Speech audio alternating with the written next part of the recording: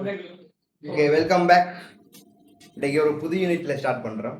Unit 6 automobile. இப்போ unit 5 வந்து mechanical படிச்சிருக்கோம். எல்லாரும் படித்தோம். யூனிட் 5 வந்து மெக்கானிக்கல் படித்தோம். அதில் வானம் சம்பந்தமான டீட்டெயிலான விஷயங்கள் எதுவும் படிக்கல. ஒரு மோஷன் எப்படி நடக்குது, ஒரு பவர் ஒரு இடத்துல இன்னொரு இடத்துக்கு எப்படி ஊடுகடத்தப்படுதுங்கிற விஷயங்கள் பார்த்தோம். சரியா? ரைட். இப்போ பார்க்க போறது என்னன்னு சொல்லிச்சுன்னா ஆட்டோமொபைல். நம்மளை கம்பி கட்டா மாதிரி எல்லாரும் கேட்டா மாதிரி என்ன விஷயம் இருக்குன்னா வாகனம் சம்பந்தமானதை படிக்கணும். ஒரு வாகனம்னா என்ன, வாகனத்துக்குள்ள மீனான பவர் உற்பத்தி செய்யறாள் யாரு? வாகனத்துல என்ஜின். ரைட். வாகனத்துல என்ஜின் என்ன, என்ஜின்ல என்னென்ன டைப் இருக்கு, உலகத்துல எத்தனை டைப்பாக பிரிச்சிருக்கு, என்ஜினுக்குள்ள இருக்கிற பார்ட்ஸ் என்ன, என்ஜினுக்குள்ள இருக்கிற ஒவ்வொரு தொகுதிகள் என்ன, அந்த தொகுதி ஒவ்வொன்ற ஃபங்க்ஷன் என்ன, அதுல இருக்கிற சாமான்கள் என்ன, ரைட்டாங்கிற எல்லா பிரச்சனையும் நம்ம என்ன செய்ய போறோம், பார்க்க போறோம். வழங்குதா? ஒன்றும் பார்க்க போறோம். அது அவ்வளவு உங்களுக்கு அவ்வளவுக்கு டீப்பா இல்லை. அது அதுல மெயினான ஃபங்க்ஷன், அதுல என்ன கூறுகள் இருக்கு, இப்படிதான் இருக்கு தானே. அது ஏன் இப்படி இருக்கு, இது ஏன் அப்படி சுத்துது, ஏன் இப்படி வட்டமா இருக்கு, ஏன் சதுரமா இருக்கின்றல மீன் வழங்கிட்டா. அதெல்லாம் டீட்டெயிலா டிகிரியில மெக்கானிக்கல் இன்ஜினியரிங் படிக்கலாம் சிவர் படிப்பார். வழங்கிட்டா? Okay right. இப்போ நாம என்ன செய்வோம்டா 6.1க்கு போவோம். அப்ப யூனிட் 6 மூலாவது ஹெடிங் போடுங்க, ஆட்டோமொபைல் டெக்னாலஜி, தானியங்கி தொழில்நுட்பம். தானியங்கி தொழில்நுட்பம்.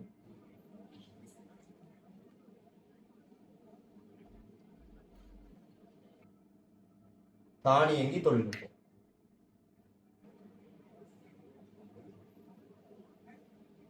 தானியங்கி தொழில்நுட்பம்.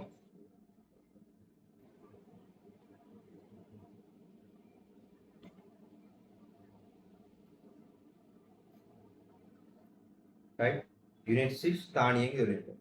அதுல சப் ஹெடிங் போடுங்க. இன்றைக்கு நான் பார்க்க போற விஷயம் 6.1 மோட்டார் வாகனம் ஒன்றின்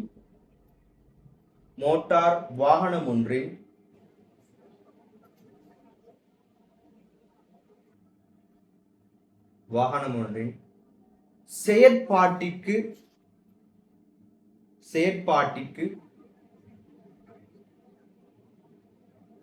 பங்களிப்பு செய்யும் கூறுகள்.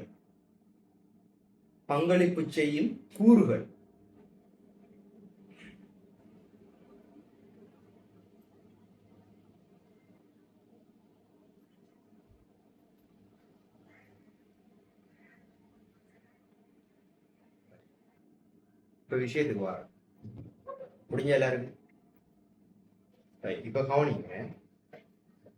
உங்களுக்கு தெரியும், நாம யூனிட் 1 படிச்சோம். முதல்ல ரைட், மனுஷன் கற்காலத்துல இருந்து விவசாய காலம்ல மாறி வந்தாங்க தானே. ஒரு காலத்துக்கு இளையர் காலம், விவசாய காலம்லாம். அதுல மனுஷன் ஒரு இடத்துல இருந்து இன்னொரு இடத்த போக வேண்டிய தேவை வந்துச்சு. ரைட். தேவை வந்ததுக்கு ஒரு இடத்துல இன்னொரு இடத்துக்கு போறதுக்கு என்னத்தை பயன்படுத்தினான்? விலங்குகளை பயன்படுத்தினான். அப்ப விலங்குகளை பயன்படுத்தின மனுஷன் புறவு என்னத்துக்கு மாறுறான்? என்னத்துக்கு மாறுறான்? இயந்திரங்களை பயன்படுத்தி, அதாவது டெக்னாலஜி கூட இயந்திரங்களுக்கு மாறுறான். விளங்குதானே? அப்ப இயந்திரங்களுக்கு மாறுறான். அதுல பாத்தீங்கன்னா இப்ப இயந்திரங்கள்ங்கிற சாமான் வந்து ஒரு சக்தியை பயன்படுத்தி வேலை செய்யா. சரியா போல சக்தியை பயன்படுத்தி அந்த சக்தி வந்து எதுல இருந்து பெறப்பட்டுச்சுன்னா ஒன்று நீராவியை பயன்படுத்தின இயந்திரங்கள் சொல்லி படிக்கும் நாம தானே. அதே மாதிரி நிலக்கரியின் சக்தியை பயன்படுத்த எல்லாம் படிச்சீங்க புகை கிரகங்களுக்கு. அப்ப நீராவியை பயன்படுத்தணும்னா தண்ணி ஆவியாகதை கொதிக்க வைக்கிறேன்டா பொம்பளங்க போறோம். அப்ப அந்த காலத்துல ஹீட்டர் இருந்தியா இல்ல, என்னதை பயன்படுத்தினான்? நெருப்பு போட்டு பற்ற வச்சான். அப்ப எரிபொருட்களை பயன்படுத்தி நெருப்பு பற்ற வச்சு, அதே டைம்ல நிலக்கரிகளை பயன்படுத்தி வானங்கள் அந்த காலத்துல ஓடப்பட்டுச்சு. அப்ப நிலக்கரிகளை பயன்படுத்தக்கூடாது, அதுல இருந்து வாழ்ந்த சக்தியில் என்ன செஞ்சு வானங்களுக்கு வழங்கப்பட்டு அந்த சக்தியை வச்சுதான் வானம் என்ன ரன் ஆனிச்சு. இப்ப உங்களுக்கு தெரியும், வானம் வந்து சக்தியை பயன்படுத்தி போனிச்சு. வானத்துல உள்ளது சக்தி உற்பத்தி செய்யப்படுது. சக்தி உற்பத்தி செய்யப்படுதுன்னா அந்த இடம் யாரு? என்ஜின் தானே. அந்த இடம் வந்து என்ஜின். அந்த என்ஜின்ல 2 டைப்பா பிரிக்கணும். சரியானு? தகனம் நடக்கும்போது உங்களுக்கு தெரியும் எப்படி தகனம் நடக்க போகுதுன்னா, இப்போ தகனம் நடந்ததானே சக்தி பிறப்பிக்கப்பட போகுது நமக்கு. ரைட். அப்போ தகனம் நடக்கிற இடத்தை பேஸ் பண்ணி 2ஆ பிரிக்கணும் என்ஜின்.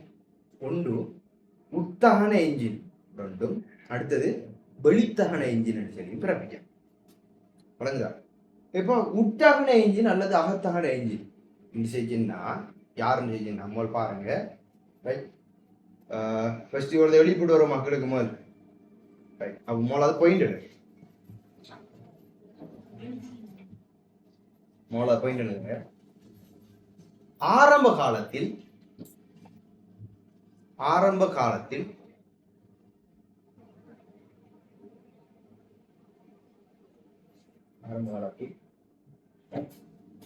விலங்குகளின் வலுவை கொண்டு பவர் விலங்குகளின் வலுவை கொண்டு ஆரம்ப காலத்தில் விலங்குகளின் வலுவை கொண்டு போக்குவரத்து மேற்கொள்ளப்பட்டது.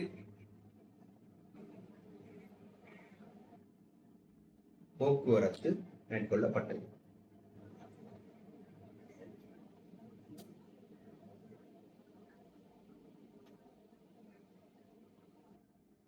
போக்குவரத்து மேற்கொள்ளப்பட்டது. அடுத்த பாயிண்ட் எடுங்க. பின்னர் நீராவியின் சக்தியை கொண்டு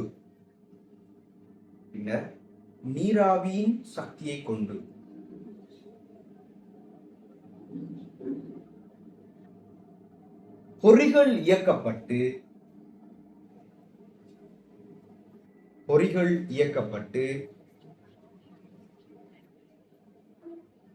போக்குவரத்து மேற்கொள்ளப்பட்டது.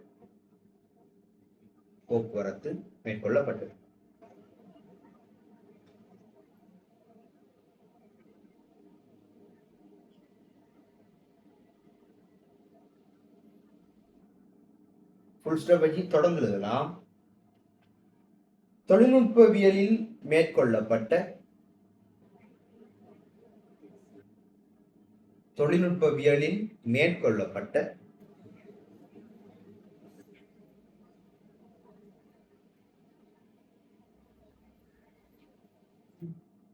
பாரிய விருத்தி காரணமாக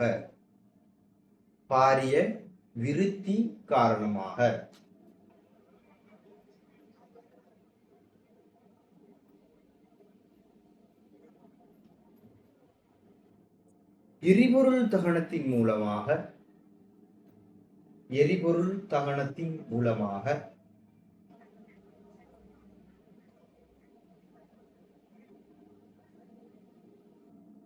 இயக்கப்படும் வாகனங்கள்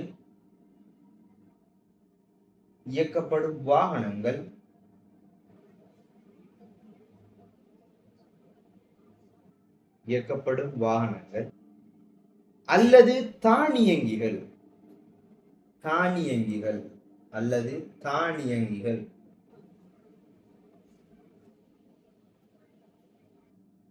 அறிமுகப்படுத்தப்பட்டன.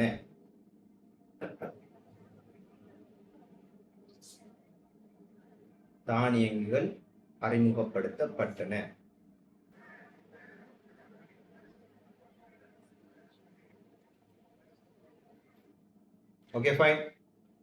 விஷயத்தை கவனிங்க. உங்களுக்கு தெரியும் முதல் நீராவியை பயன்படுத்துறானால் புறம் என்ன செய்யப்படுது? உத்தகன என்ஜின்கள் கண்டுபிடிக்கப்படுது. அதாவது எரிபொருள்கள் பயன்படுத்தப்படுது. விளங்குதா? அப்ப பார்ப்போம். இப்ப அது கீழே உத்தகன என்ஜின் அத்தகன என்ஜின் 2 விஷயம் செஞ்சேன். ரைட். அதை எழுதுவோம். ரைட். அப்ப அது கீழே அடுத்த பாயிண்ட் எழுதுங்க.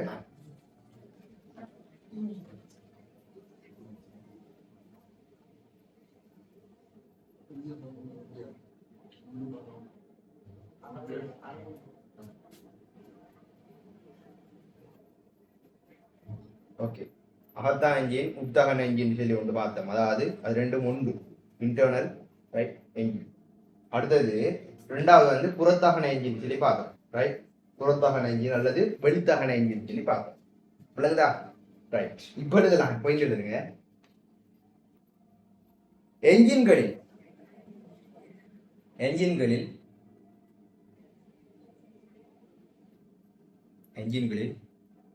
தகனம் நிகழும் இடத்திற்கேற்ப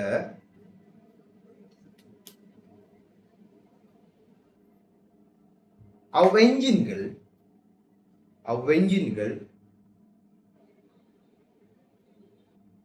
இரு வகைப்படுத்தப்படும்.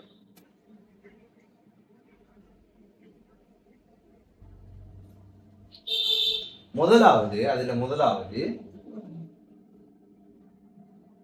அகத்தகன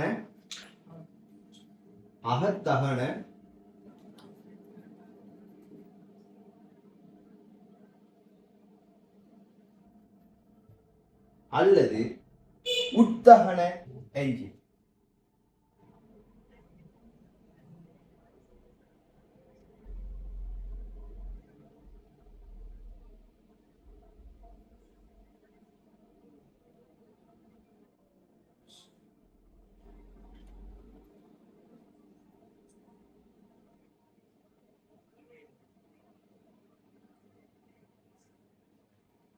அதுல இங்கிலீஷ்ல சொல்றது இன்டர்னல் கம்பஷன் என்ஜின். கம்பஷன் என்ஜின்னா தகனம் நடக்கிறது, நடக்கிற இடத்த சொல்றேன்னு சொல்லி கம்பஷன் சொல்றது.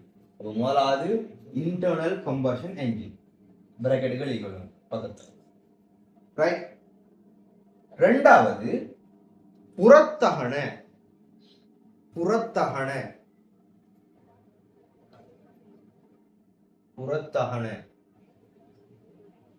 அல்லது வெளித்தகன என்ஜின்.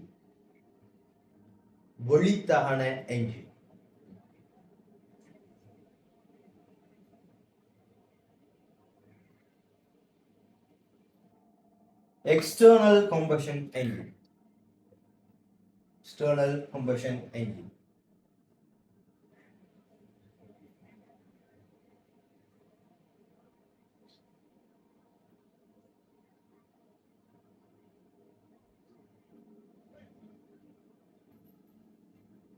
ஓகே, இது மூணாவது ஹெடிங்க போடுங்க, அகத்தகன அல்லது உத்தகன என்ஜின் சொல்லி போடும்.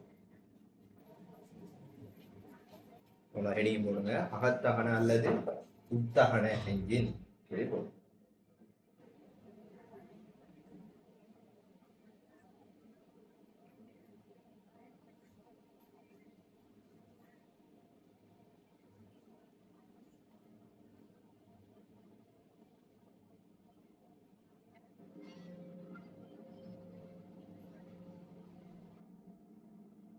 சரியா, ரைட்.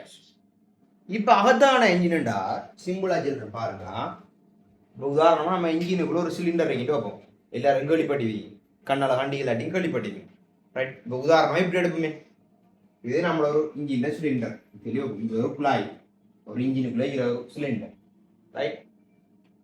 இதுக்குள்ள ஒரு பிஸ்டன் இருக்காரு, இப்படி ஒரு பிஸ்டன் ஒன்று, ரைட். பிஸ்டன் லைன் டீட்டெயிலா படிக்கிறதுல இப்படி ஒன்றுக்குள்ள இதுக்குள்ள இன்ஜினுக்கு கவர் பண்ணப்படும், சரியா. இன்ஜினுக்குள்ள இதுக்குள்ள ஒரு தகனம் நடக்குது, வெடிக்குது, ரைட். பெட்ரோல் வெடிக்கும், பெட்ரோலும் என்ன செய்யுது, பெட்ரோல் ஜீப்பொறி வழங்கப்பட்டு பெட்ரோல் வெடிக்கும், ரைட். டீசல் வெடிக்கும், ஒரு தகனம் நடக்குது. தகனம் நடக்கொண்டாலும் இதால சக்தி பிறப்பிக்கப்பட்டு இல்லைன்னா அதை சொல்றது உத்தகன என்ஜின். இன்ஜினுக்கு எங்கேயாவது நெருப்பு வெடிக்கணும், உங்க எல்லாருக்கும் தெரியும். பெட்ரோல் 10 உங்களுக்கு தெரியும், பெட்ரோல் 10 நெருப்பு 10 கண்ணால கண்டிங்களா யாரும் இல்லை, சரியா. ஏன் வளைஞ்சி கவர் பண்ணப்பட்டு வழங்குதா. அதனால இன்ஜினுக்கு உள்ள இப்படி தகனம் நடந்தா சொல்றது அகத்தகன இன்ஜின். மாறி வெளியால நெருப்பு பத்த வச்சு வெளியால ஒரு சக்தியை உற்பத்தி செஞ்சு, ரைட். வெளியால நீங்க என்ன செய்றீங்க, ஒரு ஒரு தகனத்தை நடக்க வச்சு அதுல இருந்து வர சக்தியை நீங்க உங்களுக்கு பயன்படுத்த போறீங்க சொல்லி புறத்தகன இன்ஜின். அதான் ஆக மோதல் பயன்படுத்தப்பட்ட இன்ஜின். உதாரணமா இப்ப நான் என்ன செய்யறோம் அப்படின்னா, இப்ப நம்ம நேற்று கம்ப்ரஸர் படிச்சோம் ஞாபகா. கம்ப்ரஸர்ல ஃபுல் ப்ரெஷர் பண்ணி வைக்கின்றது வேல்வை பயன்படுத்தி என்ன வெளியில எடுத்து ரிலீஸ் பண்ணோம், தேவைக்கு ஏற்ற மாதிரி யூஸ் பண்ணோம். அதே மாதிரி தான் இப்ப இதுக்குள்ள நாம என்ன செஞ்சோம் அப்படின்னா, இப்ப இப்படி ஒரு ஒரு பாத்திரம், ரைட். ஒரு பாத்திரம் ஒரு மெட்டல் பாத்திரம் டோபமே, இதுக்குள்ள தண்ணியை ஊற்றிருக்கணும், இவ்வளோ தண்ணி.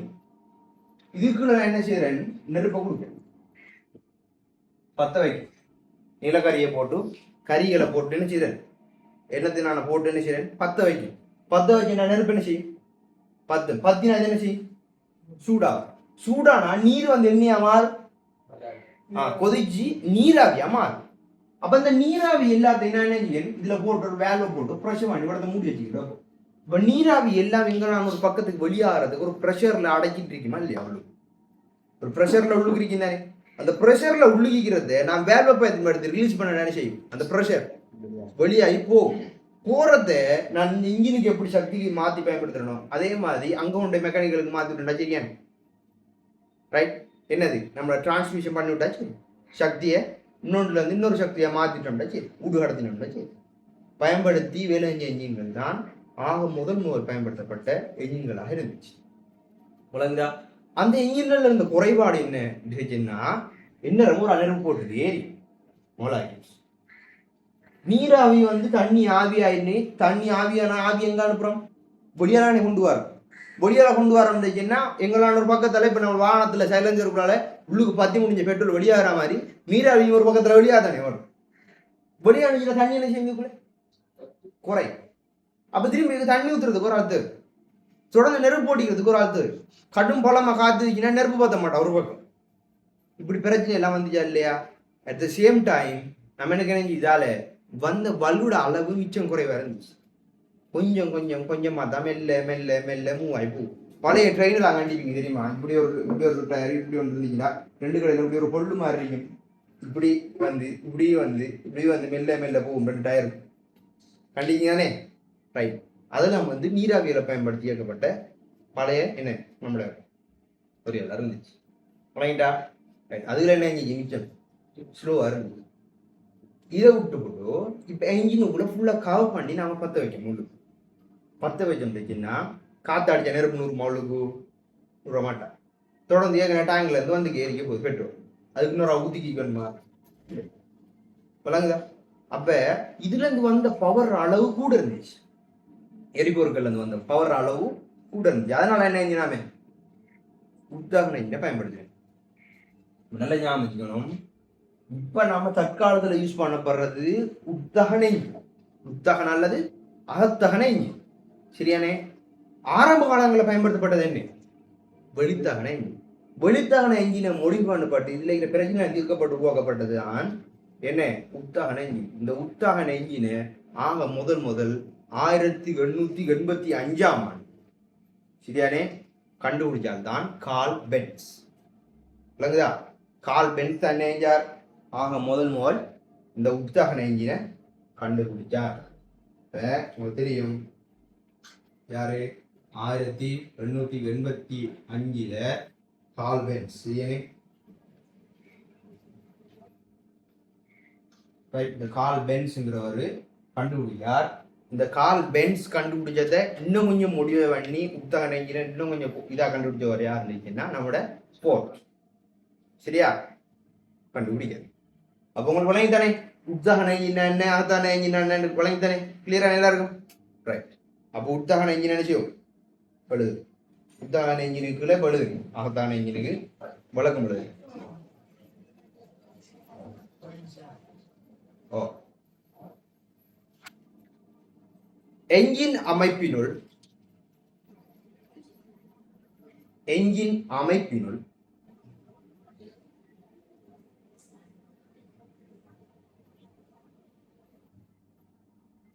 தகனம் மூலமாக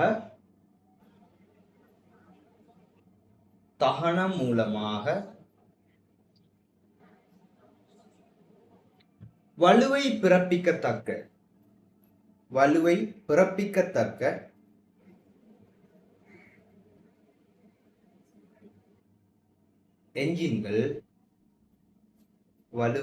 பிறப்பிக்கத்தக்க என்ஜின்கள்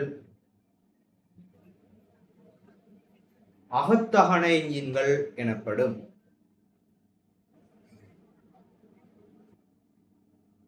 அகத்தகன என்ஜின்கள் எனப்படும்.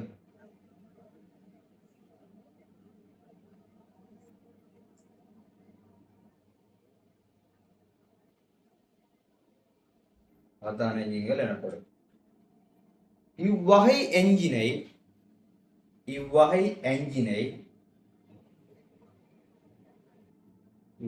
என்ஜினை கொண்ட வாகனங்களே இவ்வகை என்ஜினை கொண்ட வாகனங்களே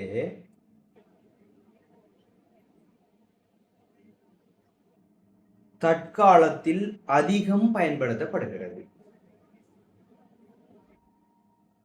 தற்காலத்தில் அதிகம் பயன்படுத்தப்படுகிறது.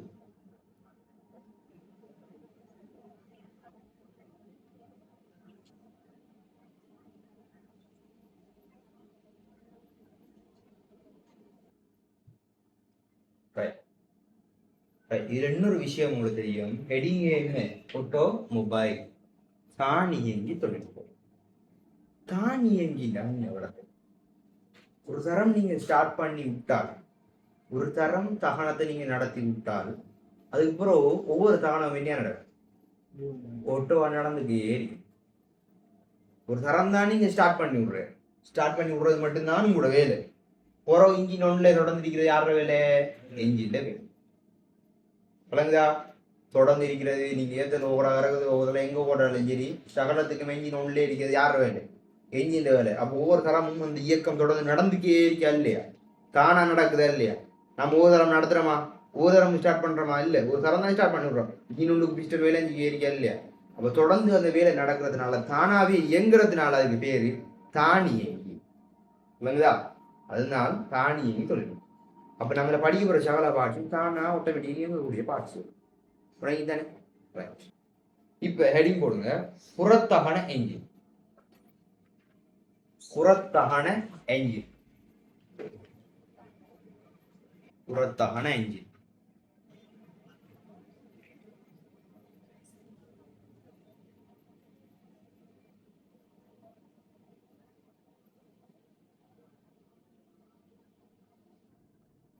புறத்தகன என்ஜின். அப்ப இதுக்கு தகனம் எங்க நடக்கும்? சொல்லுங்க, எங்க நடக்கும்? என்ஜினுக்கு வழியால நடந்து அந்த சக்தி எங்க விடுபடும்? பார்சலுக்கு விடுபடும். வழங்கி தானே? அப்பளுங்க என்ஜின் அமைப்புக்கு வெளியே, என்ஜின் அமைப்புக்கு வெளியே, என்ஜின் அமைப்புக்கு வெளியே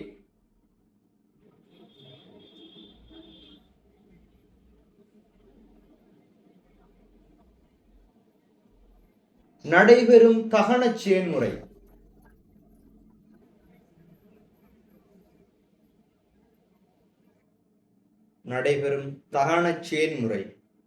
மூலமாக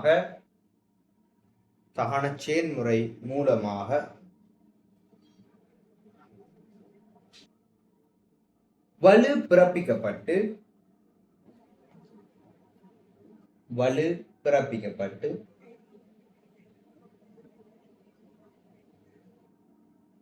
அவ்வலு என்ஜினுக்கு வழங்கப்படும்.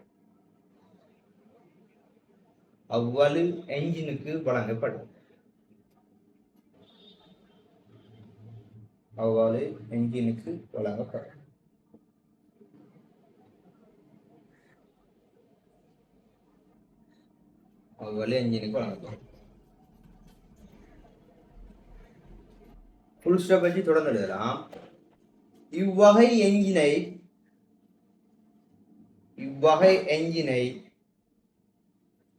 தொடர்ந்து எழுதுங்க. இவ்வகை என்ஜினை கொண்ட பொறிகள் தற்காலத்தில் பயன்படுத்தப்படுவதில்லை.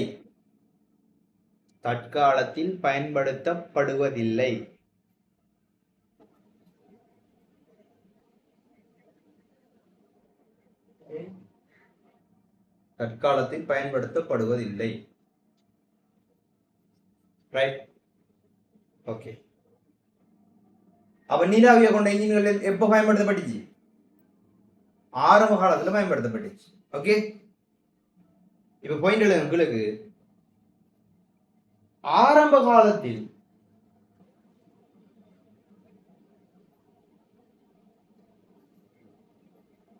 கண்டுபிடிக்கப்பட்ட ஆரம்ப காலத்தில் கண்டுபிடிக்கப்பட்ட நீராவியை கொண்டு இயங்கும் பொறி. நீராவியை கொண்டு இயங்கும் பொறி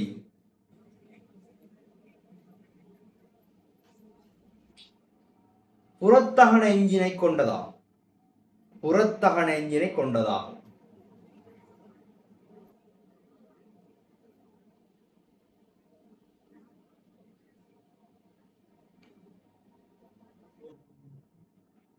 கொண்டதா? இதன் பின்னரே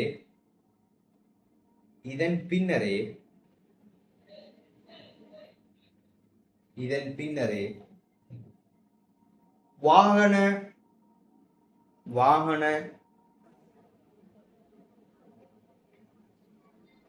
தொழில்நுட்பவியலாளர்களின்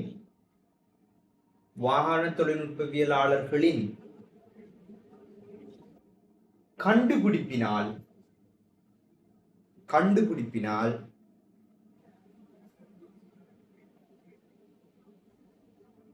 பல அம்சங்கள் கொண்ட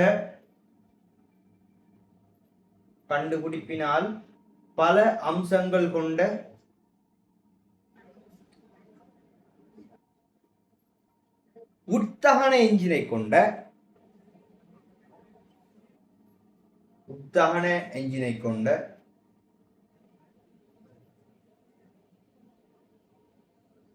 தானியங்கிகள். வெளித்தான எஞ்சின் வந்து தானியங்கி இல்லையா? உத்தகன தானியங்கிகள் கண்டுபிடிக்கப்பட்டன.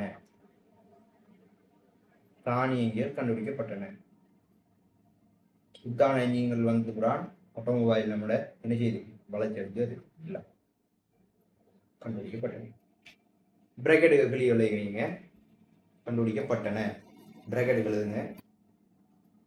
1885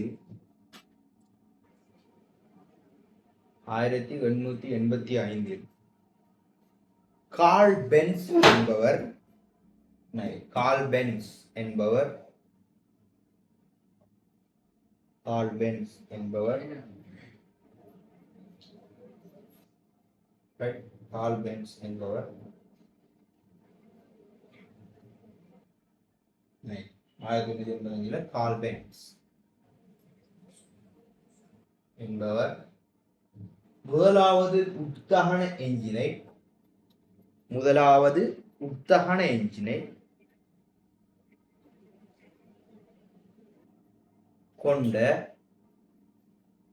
முதலாவது உட்தகன எஞ்சினை கொண்ட 3 சக்கர வாகனத்தை 3 வீல்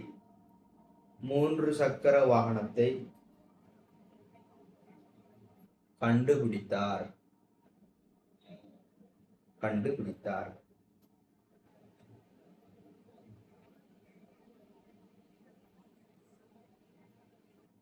ரைட். இப்ப தானியங்கிற சரியான வரைவிலக்கணம். ஒரு வாகனம் உண்டா அதுல வரைவிலக்கணம் என்ன? வாகனம் உண்டு நீங்க என்னத்தை நினைக்கும்? ஒரு ஷிப், ஒரு பிளைட், இது வாகனமா இல்லைங்க? ஒரு ஷிப் எடுப்போம். ஷிப் எங்க போறது? கடல் ஓடுறது. பிளைட் எங்க போறது? வானத்தில் ஓடுறது. ரைட். இது ரெண்டும் வாகனமா? நாங்க வாகனம் நான் சொல்றேன்.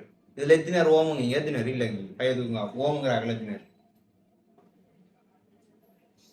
ஷிப்புங்கிறது பிளைட்டுங்கிறது வாகனம்ங்கிறாங்க. எத்தனை பேர் வாகனம் இல்லைங்கிறாங்க? ஏன் அது வாகனம் இல்லைன்னு சொல்லுங்க.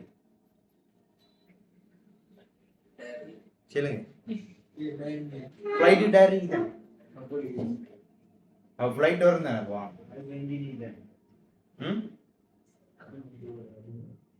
ஏன் அது ரெண்டும் வாகனம் எடுக்கிறல? தானியங்கி கட்டத்துக்குள்ள எடுக்கிறல? ஏன்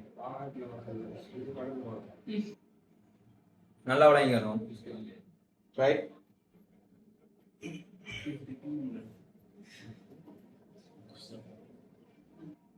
முதலாவது விஷயம் தானியங்கிண்டா முதலாவது விஷயம் கவனிக்கணும்.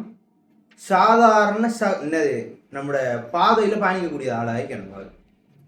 ஃப்ளைட் எடுத்து நம்ம மெயின் ரோட்டில் ஓடலாமா? ஓடையில. ஷிப் எடுத்து ஓடலாமா? ஓடையில. சாதாரண பாதையில் ஓடக்கூடியதாக இருக்கணும். அகத்தான என்ஜின் மூலம் இணைஞ்சிக்கணும். வலு உற்பத்தி செய்யக்கூடியதாக இருக்கணும். ரைட்டா? அகத்தான மூலம் வலு உற்பத்தி செய்யணும். சாதாரண பாறையில் பயணிக்கக்கூடிய சக்கரங்களை கொண்டதுதான் என்ன? தானியங்கிகள். ரைட்டா? சக்கரங்களை கொண்டதும் சாதாரண பாதையில் பயணிக்கக்கூடியதும் அகத்தான என்ஜின் மூலம் இணைஞ்சிக்கணும். சக்தி உற்பத்தி செய்யப்படணும். இவ்வளவுதான் என்ன வாகனத்துக்கான மெயினான பாயிண்ட்ஸ் வரைவிலக்கணம். ரைட்டா? அப்ப நல்லா ஞாபகம், சக்கரங்களை கொண்டதும் ரைட் என்ஜின் மூலம் அகத்தகன என்ஜின் மூலம் வலுவை பிறப்பித்து சாதாரண பாதையில பயணம் செய்யக்கூடியது என்ன?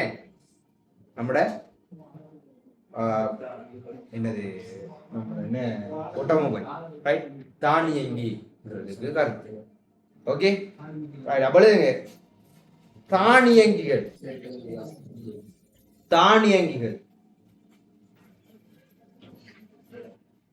தானியங்கிகள் தானியங்கிகள் டேஷ் பண்ணி வரைவு இலக்கணம் சரி போடணும். தானியங்கிகள் டேஷ் பண்ணி வரைவு இலக்கணம். தானியங்கி இலக்கணம் வரைவு இலக்கணம்.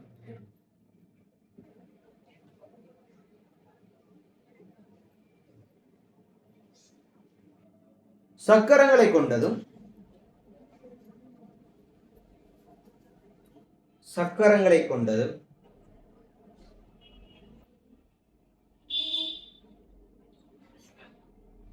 சக்கரங்களை கொண்டதும் அகத்தகன என்ஜின் மூலம்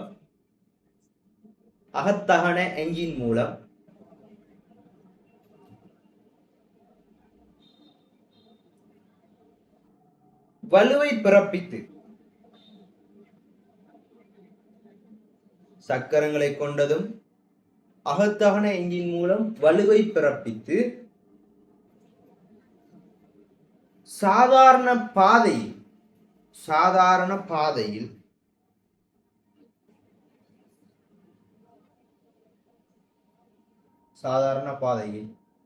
இயக்கமடையக்கூடிய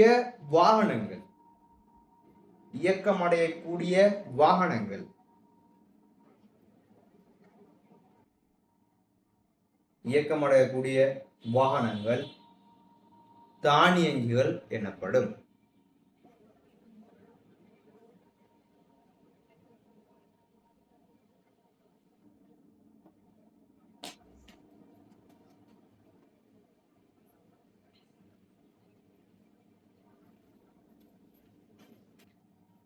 ரைட்? உங்களை அடுத்தது பார்ட் 2ல சந்திக்கிறேன்.